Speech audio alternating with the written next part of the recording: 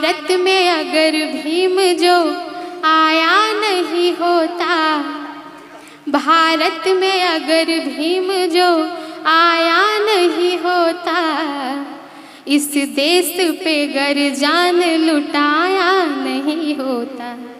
भारत में अगर भीम जो आया नहीं होता, इस देश पे गर जान किसी का फोन चल रहा हो, कोई आपस में अगर गॉसिप कर रहा हो, तो प्लीज सिर्फ 1.5 मिनट के लिए, सिर्फ 1.5 मिनट के लिए फोन छोड़ देना, आपस में बात करना छोड़ देना। पानी, खाना पीना, सांस लेना भी शायद आपको याद नहीं रहेगा।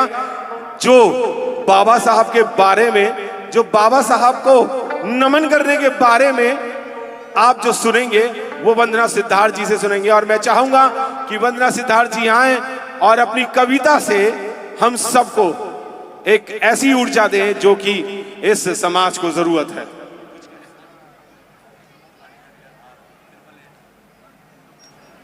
888 कोई थार खड़ी हुई है पीछे, एक गाड़ी वाले को कोई परेशानी हो रही है थोड़ी सी। वो थार जो है 888 मेरे ख्याल से नैन सिंह नैन जी की या योगेश जी की वो गाड़ी है, वो प्लीज पीछे से हटा लीजिए। और मैं जो बात कर रहा था वो 1.5 मिनट से ज्यादा भी हो सकता है, शायद है, ऐसा हो सकता है, बिल्कुल हो सकता है, हो सकता है। तो मुझे लगता है कि सांस लेना भी ध्यान नहीं रहेगा। और मैं चाहूंगा कि वंदना सिद्धार्थ जी और 4 कदम आगे आकर के जो बाबा साहब को नमन करती हैं वो जरूर सुने। और नमन करने का जो तरीका है वो भी बहुत अद्भुत है। मैंने स्पेशली इनसे रिक्वेस्ट की थी कि आप जो वो नमन करती हैं वो हमारे मंच पे जरूर बोलें, और आपके रोंगटे भी खड़े होंगे। ध्यान से सुनेंगे तभी खड़े होंगे, वरना तो शायद हवा बाल जो पंखा चल रहा है उससे बाल भी ना खड़े हों, रोंगटे की तो बात अलग है। वंदना सिद्धार्थ जी, बहुत बहुत साधुवाद ये अवसर देने के लिए मुझे।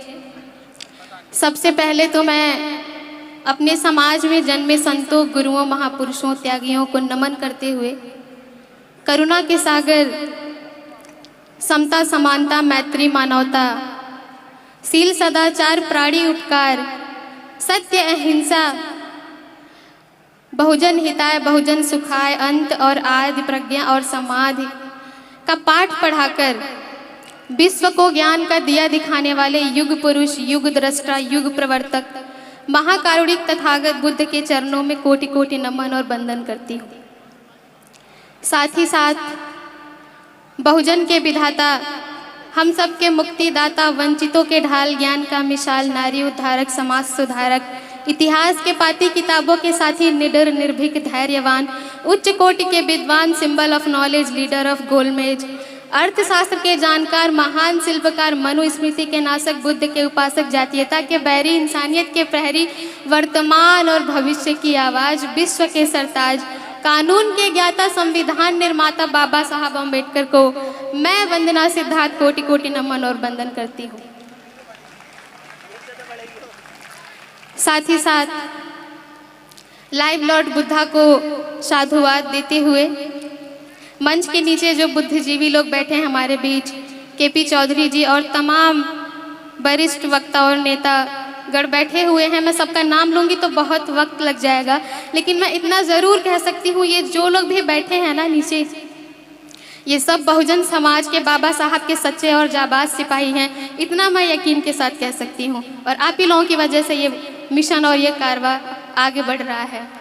इसके साथ ही एक खास शख्स जो मेरे गुरु हैं, मेरे गाइड हैं, जिनकी वजह से मैं यहाँ खड़ी हूँ, जिनकी वजह से मैं बोल पाती हूँ, जिनसे मुझे प्रेरणा मिली लिखने की, बोलने की, पढ़ने की, कविता, मेरे पापा आप सभी के बीच हैं। मैं उनका भी स्वागत करती हूँ। आज कुशीनगर से चल के इस खास प्रोग्राम के लिए आए हैं। चूँकि वक्त ज़्यादा भी हो गया है और भी प्रोग्राम में मुझे आखिरी में मौका मिला और माहौल कुछ और ही है, लेकिन मैं पढ़ने की कोशिश करती हूँ कविता, क्योंकि अभी बहुत शोर शराबा और ये मुझे इस चीज़ का मैं रिस्क ले लेती हूँ, क्योंकि ये कविता का मंच तो है नहीं, लेकिन मैं कोशिश करती हूँ। अपनी कविता शुरू करने से पहले मैं 2 मिनट में एक बात बता दूँ कि मेरी कविता सुनाने या गीत गाने का मकसद सिर्फ गीत सुनाना या इंटरटेनमेंट का पर्पज़ नहीं है। मैं बाबा साहब के कारवा को आगे बढ़ाने के लिए ये करती हूँ। मेरा मकसद है बहुजन समाज के इतिहास को आप सभी से रूबरू कराना। मेरा मकसद है दिशा विहीन युवाओं को दिशा निर्देशित करना। मेरा मकसद है गुलामी और खामोशी के चादर में लिपटे हुए समाज को जगाना। और मैं समझती हूँ कि युवा पीढ़ी के कंधों पर ये जिम्मेदारी ज़्यादा है। तो मैं आपको अपने इतिहास से रूबरू कराती हूँ। शुरू करती हूँ। Hello hello. कि भारत की धरती अपनी है, भारत की धरती अपनी है, जय भीम की नीति अपनी है। अब भी तक्षशिला और नालंदा की हर आकृति अपनी है। तक्षशिला और नालंदा का इतिहास तो आपको पता ही होगा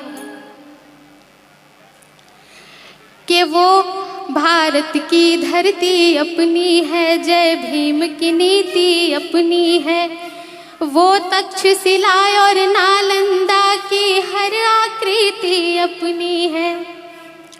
दुनिया के कोने कोने में, दुनिया के कोने कोने में बुद्ध की संस्कृति अपनी है। कुछ पल के पतझड़ को छोड़ो, कुछ पल के पतझड़ को छोड़ो, ये पूरी प्रकृति अपनी है। कुछ पल के पतझड़ को छोड़ो, ये पूरी प्रकृति अपनी है। और बाबा साहब की एक कोटेशन याद आती है कि जो समाज अपना इतिहास नहीं जानता वो कभी इतिहास बना नहीं सकता। इसीलिए मैं कहती हूँ कि रविदास, कबीर, बिरसा मुंडा, नारायण गुरु ज्योतिबा राव। म्यूजिक बंद करें प्लीज। के रविदास, कबीर, बिरसा मुंडा, नारायण गुरु ज्योतिबा राव, वो ललई सिंह पेरियार साहू, वो ललई सिंह पेरियार साहू, वो बाबा अम्बेडकर भीमराव, वो ललई सिंह पेरियार साहू, वो बाबा अम्बेडकर भीमराव, वो शेख फातिमा झलकारी, वो शेख फातिमा झलकारी, माँ रमा सावित्री अपनी है। वो शेख फातिमा झलकारी, माँ रमा सावित्री अपनी है। जो दे गए काशी राम यहाँ बहुजन को ख्याति अपनी है। जो दे गए काशी राम यहाँ बहुजन को ख्याति अपनी है। जय भीम की नीति अपनी है। और अगली पंक्ति पढ़ती हूँ कि वो कहते हैं हम सुनते हैं, वो कहते हैं हम सुनते हैं, जो जीता वही सिकंदर है। जो हमें सुनाया गया वो एक लाइन याद आ रही है कि कहानी है कुछ और, बताई कुछ और जा रही है, इतिहास है कुछ और, सुनाई कुछ और जा रही है।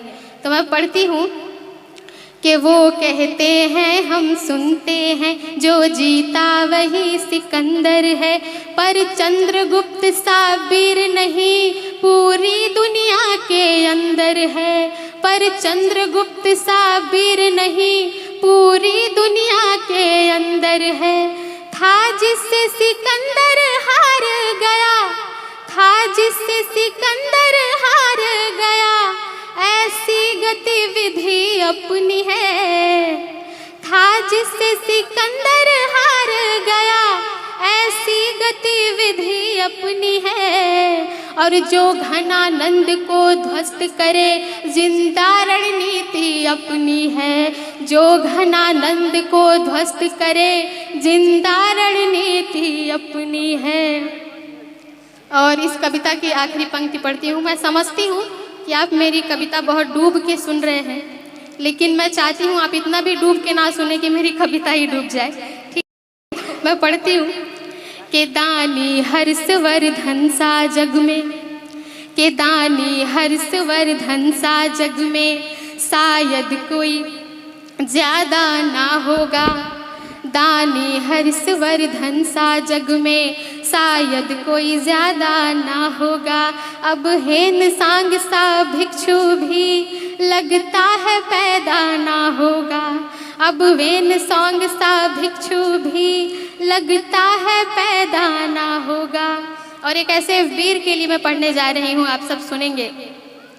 उस कलिंग विजय करने वाले, उस कलिंग विजय करने वाले अशोक की थाती अपनी है। उस कलिंग विजय करने वाले अशोक की थाती अपनी है। जिसके बलबूते विश्व गुरु दुनिया में उपाधि अपनी है। जिसके बलबूते विश्व गुरु दुनिया में उपाधि अपनी है। जय भीम की नीति अपनी है। बहुत शुक्रिया, आप बहुत अच्छा सुन रहे हैं। इसी कड़ी में मैं एक और कविता से आप तक पहुंचती हूँ। एक तस्वीर दिखाना चाहती हूँ बस आप सभी को, जो ये आज हम सब यहाँ पे इतने अच्छे अच्छे महंगे कपड़े पहन के बैठे हुए हैं। अभी हमारे बीच most beautiful couple ramp walk भी होगा, आप देखेंगे। तो इसके पीछे हमारा इतिहास क्या रहा, इसके पीछे कुर्बानियाँ क्या रही हैं, मैं वो थोड़ा सा तस्वीर आपको दिखाना चाहती हूँ। थोड़ा सा फ्लैशबैक में आपको लेके जाना चाहती हूँ कि अगर बाबा साहब नहीं होते, अगर संविधान नहीं होता तो क्या होता। आप बस कल्पना करिएगा एक बार मेरी कविताओं से, आप तक पहुँचती हूँ 4-4 पंक्तियों से, छोटी छोटी पंक्तियों से पहुँचती हूँ मैं। कि भारत में अगर भीम जो आया नहीं होता, भारत में अगर भीम जो आया नहीं होता, इस देश पे गर जान लुटाया नहीं होता। भारत में अगर भीम जो आया नहीं होता, इस देश पे गर जान लुटाया नहीं होता। जो दिख रही है देश की तस्वीर क्या होती। आप सोचो जरा, दलितों की क्या स्थिति होती, महिलाओं की क्या होती। जो दिख रही है देश की तस्वीर क्या होती। संविधान भीम ने जो बनाया नहीं होता। जो दिख रही है देश की तस्वीर क्या होती। संविधान भीम ने जो बनाया नहीं होता। और अगली पंक्ति पढ़ती हूँ। एक बहुत ही भयानक दृश्य, आप कल्पना कर सकते हैं। आज के हमारी जो युवा पीढ़ी है उनको ज़्यादा समझ में नहीं आती है ये बात, मैं उनसे खास करके कहना चाहती हूँ कि जूठन से भूख पेट की तब पड़ती मिटानी। जूठन से भूख पेट की तब पड़ती मिटानी। पशुओं के भी तालाब से मिलता नहीं पानी। जूठन से भूख पेट की तब पड़ती मिटानी। पशुओं के भी तालाब से मिलता नहीं पानी। मकान के स्थान पे तब झोपड़ी होती। मकान के स्थान पे तब झोपड़ी होती। और सूट के जगह पे होती धोती पुरानी। और सूट के जगह पे होती धोती पुरानी। और क्या होता। घोड़े से कभी दूल्हा तब बारात ना जाता। दूल्हे से कभी दूल्हा तब बारात ना जाता। मूँछों पे अपने भूल कर भी ताव ना लाता। घोड़े से कभी दूल्हा तब बारात ना जाता। मूँछों पे अपने भूल कर भी ताव ना लाता। और जब रन उठा ली जाती आज भी नवेलियाँ। जब रन उठा ली जाती आज भी नवेलियाँ। कोई जान के भी जान बचा भी नहीं पाता। शुक्रिया। पूरी तो नहीं, लेकिन मुझे लगता है कि इसकी 2 पंक्तियां आप तक जरूर पहुंचनी चाहिए जब मैं इस मंच पे आके खड़ी हूँ। तो हालांकि ये पूरी कविता नहीं है, मैं 2 ही पंक्तियां और सुना के अपना स्थान लूंगी। कि रानी के पेट से भी राजा आज भी होता, रानी के पेट से ही राजा आज भी होता, तब तख्त भी होता उन्हीं का ताज भी होता। रानी के पेट से ही राजा आज भी होता, तब तख्त भी होता उन्हीं का ताज भी होता। मोहताज बन के जी रहे होते हम आज भी, गर भीम ने किया उनका इलाज ना होता। और एक आखिरी पंक्ति मैं पढ़ती हूँ कि हम भीम की औलाद हैं सम्मान के लिए, कि हम भीम की औलाद हैं सम्मान के लिए, हम जान भी दे जाएंगे संविधान के लिए। हम भीम की औलाद हैं सम्मान के लिए, हम जान भी दे जाएंगे संविधान के। शुक्रिया, बहुत बहुत शुक्रिया। कि हम भीम की औलाद हैं सम्मान के लिए, हम जान भी दे जाएंगे संविधान के लिए। और ऐसा नहीं हमारी ही बस जान जाएगी, ऐसा नहीं हमारी ही बस जान जाएगी, घटना फिर कोरेगांव की दोहराई जाएगी, घटना फिर कोरे शुक्रिया गांव की दोहराई जाएगी।